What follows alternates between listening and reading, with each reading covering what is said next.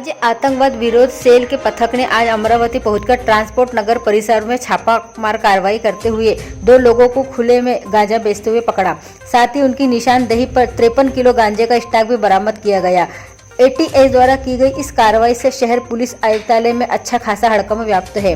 पता चला है कि अमरावती शहर में बड़े पैमाने पर गांजे की तस्करी व बिक्री होने की जानकारी मिलने के बाद एटीएस का दल आज सुबह अमरावती पहुंचा, जिसके बाद अपने पास रहने वाली सूचना के आधार पर ट्रांसपोर्ट नगर के सामने खुले में गांजा बेच रहे थे शेख शारिक, शेख साबिर तथा यूनुस खान शेर खान को पकड़ा गया। इन दोनों ने एटीएस द्वारा की गई पूछताछ में बताया कि गांजे का बाकी स्टॉक हाजी बशीर नगर में रखा हुआ है, जहां पहुंचकर एटीएस की दल ने छिपाकर रखा हुआ करीब 5.5 लाख रुपए का गांजा बरामद किया। इसके पश्चात बरामद की गई गांजे की खेप सहित दोनों आरोपियों को नागपुर गेट पुलिस के हवाले कर दिया गया।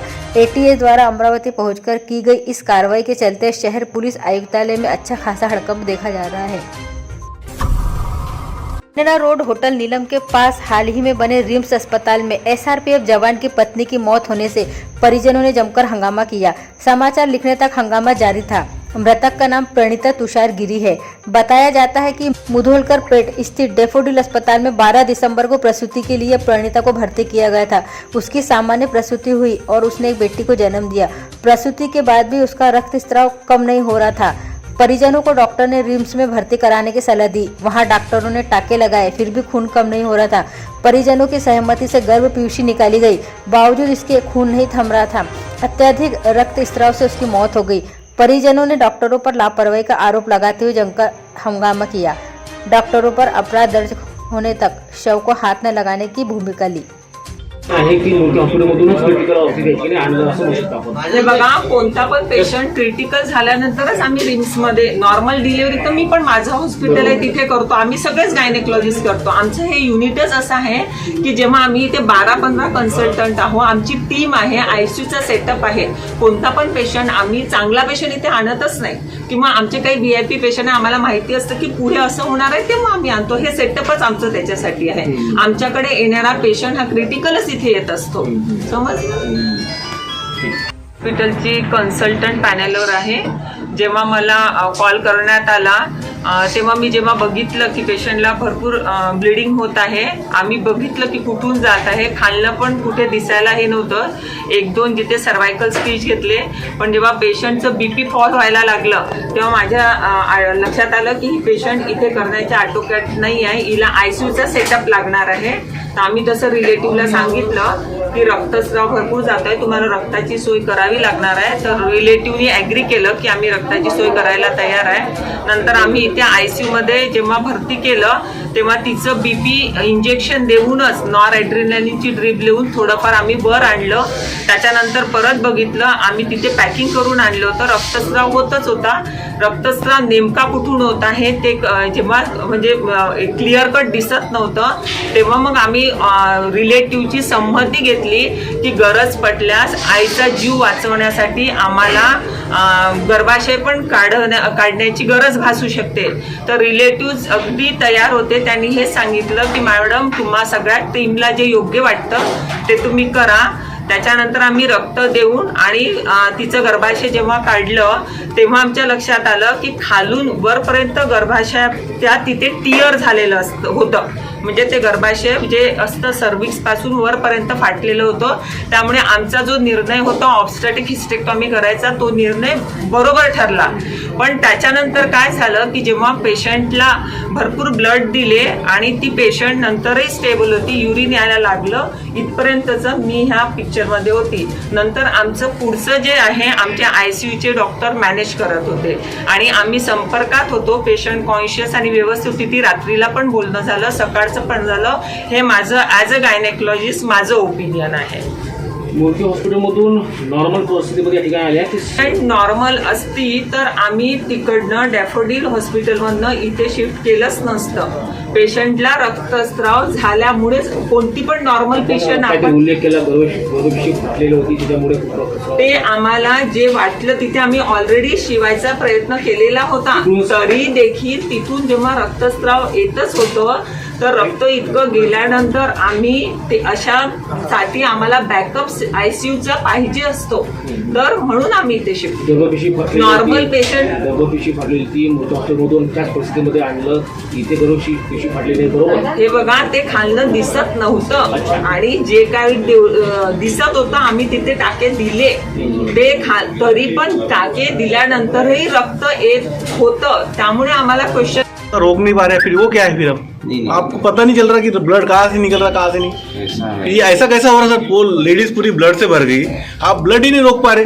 आप भगवान नहीं है, ठीक है, मैं बिल्कुल मान्य करूंगा ये बात को, लेकिन सर आपको ये पता तो, डॉक्टर तो है आप, आपको पता चलना चाहिए। एक मिनट सर, मैं बोल रहा हूँ, आपको पता चलना चाहिए ना सर कि ब्लड कहाँ से निकल रहा है। वो लेडीज मरने के बाद भी ब्लड नहीं रुक रहा उसका, फिर ये क्या था, ये क्या था, ये बता दो आप, ये क्या था बस बताओ आप मुझे। ठीक है, आप भगवान नहीं है, लेकिन सर ब्लड डेट होने के बाद, बॉडी डेट होने के बाद में वो लेडीज का ब्लड नहीं रुक रहा, वो आप ब्लड नहीं रोक पा रहे उसको।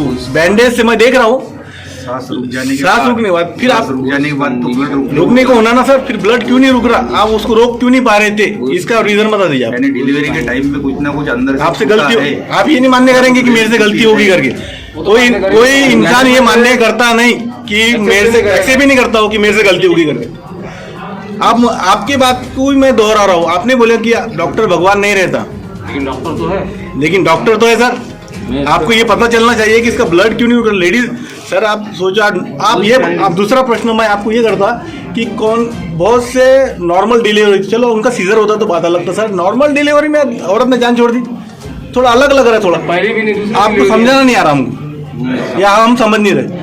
Patient normal sir, normal delivery में सर लेडीज डिलीवरी झालेली आहे।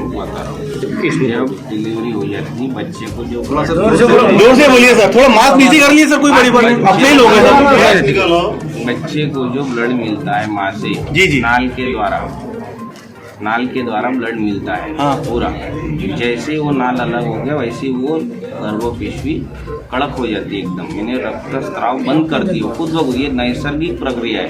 कभी कभी ये नैसर्गिक प्रक्रिया में निसर्ग का साथ नहीं देता। सर हजारों में एक ही हो जा रहा, नहीं देखो ना, हजारों में एक है, लाखों में हो जा रहे, पिक्चर बना ले रहा, नॉर्मल डिलीवरी बच्चे से म्हणूनच त्याला दवाखान्यात आणल्या जाते ना, नाही तर घरी डिलिव्हरी केल्या वो कैसे लाते थे बताइए आप सर। बहुत प्रॉब्लेम वाली बात आहे की सर, आप समझा की नहीं बता रहे बरोबर। नाही हा. त्यासाठी मी म्हणतो का आम्ही असतो, डॉक्टर आहे, सगळे कोशिश करूनही कधी कधी नाही वाचवत आहे, तेच तर मी तुम्हाला म्हणतो। हमारे लिए सर सब कुछ आप ही रहते, हम सब आपके ऊपर फिर वहाँ गलती कहाँ होगी सर, बताइए ना। मैंने कुछ भी लिखे भी नहीं दिया, सब अपने नहीं बता, हम मैं सिर्फ एक एग्जाम्पल दे रहा आपको,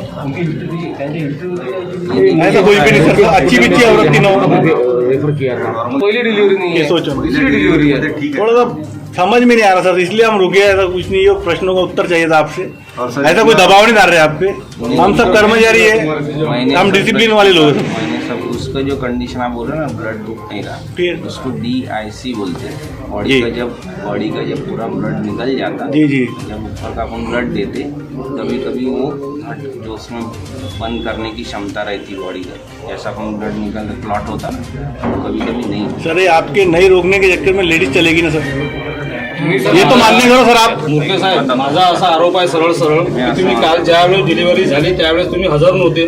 मी तुमच्याशी रात्री भेटलो, तुम्ही म्हणा पेशंट चांगला आहे, आपला रिकवर होऊ राहिला। मी पेशंटशी रात्री बोललो, डोळे उघडले, नाव घेतलं, त्याचे मिस्टर स्वतः बोलले।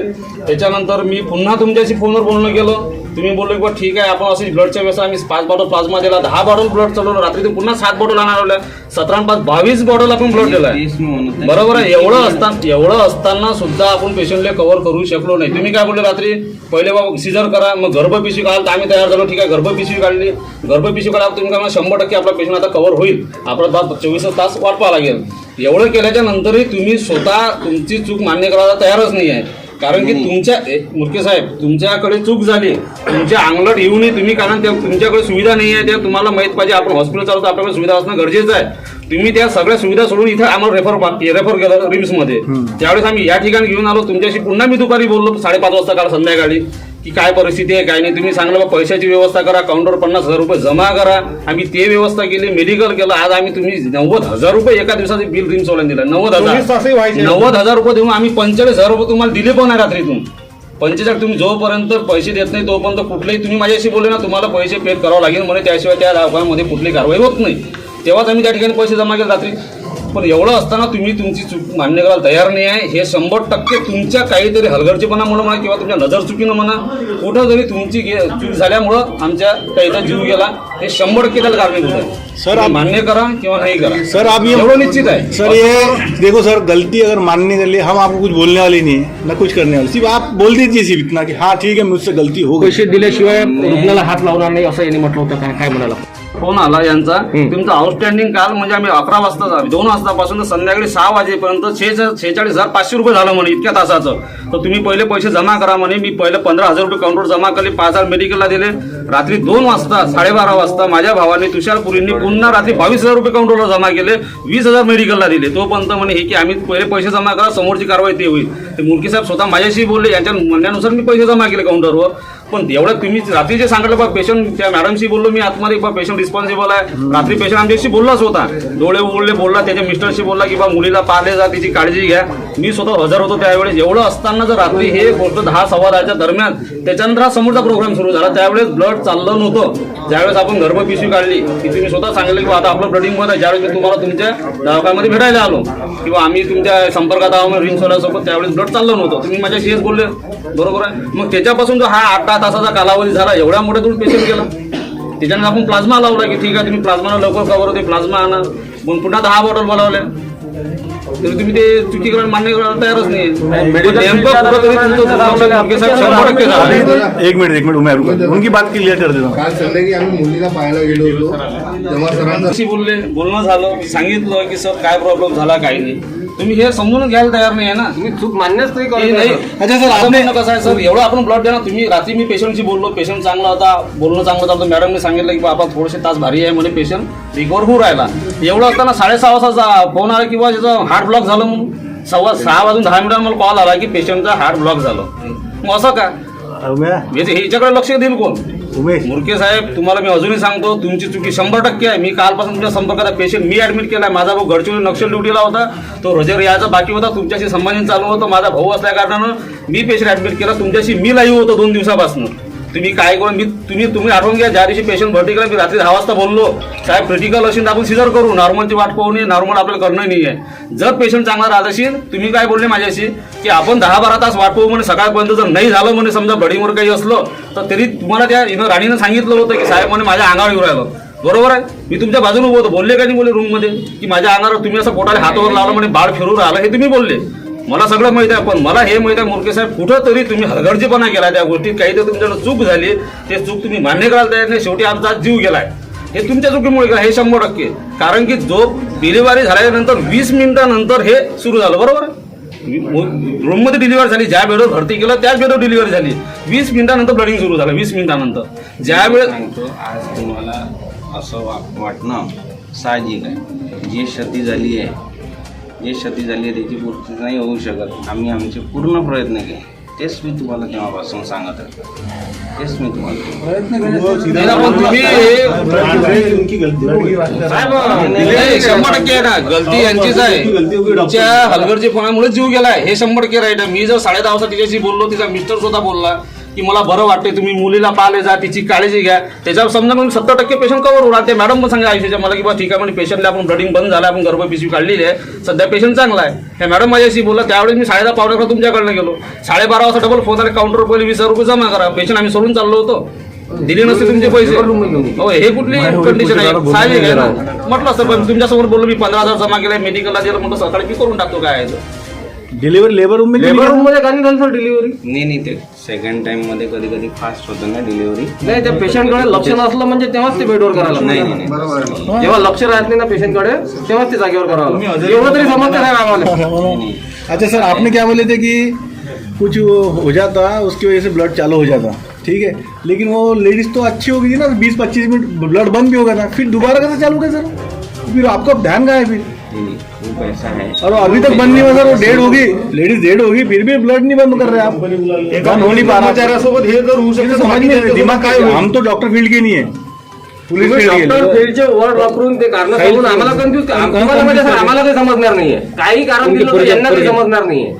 एक तो सर आप हमको समझा नहीं पा रहे या फिर हम बहुत बड़े बेवकूफ वो जो बैठे समझाना हैं। अपनी दिमाग की मारी सर, है दिमाग की बोल कैसे रहा हूँ। समझेगा आदमी मेडिकल लँग्वेज आता काय म्हणजे प्रॉब्लेम असेल सर, हां. आलंच लक्षात नाही हां, हां. आपल्याला. हां, हां.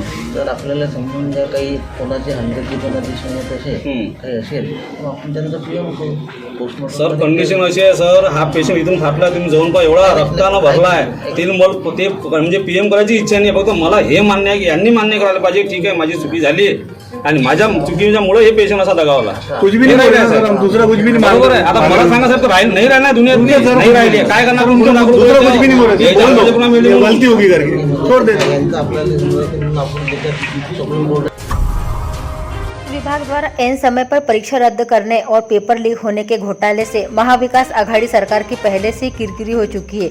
फिर भी परीक्षा संचालक के लिए निजी कंपनी को नियुक्त करने की गलती दोहराई गई. महाड़ा का पेपर भी लीक हुआ और गृह निर्माण मंत्री जितेंद्र आहवाड़ को परीक्षा के एक दिन पहले ही रातों रात परीक्षा रद्द करनी पड़ी, जिससे परीक्षार्थी उम्मीदवारों को काफी परेशानी का सामना करना पड़ रहा है. स्वराज संगठन ने आक्रामक होकर आज राजकमल चौक पर जितेंद्र आहवाड़ का पोस्टर जलाकर निषेध व्यक्त किया.